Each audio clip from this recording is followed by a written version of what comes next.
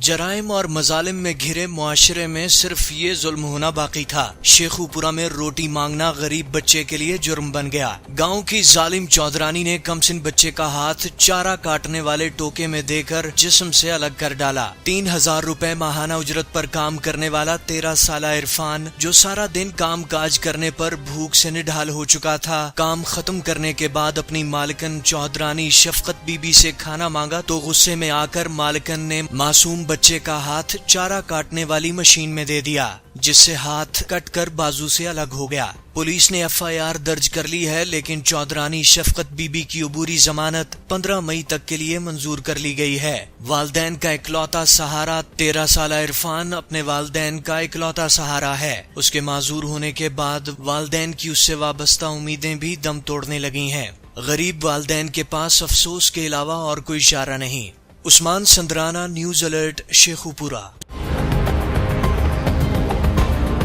مزید خبروں اور اپڈیٹس کے لیے وزٹ کیجیے newsalert.com.pk۔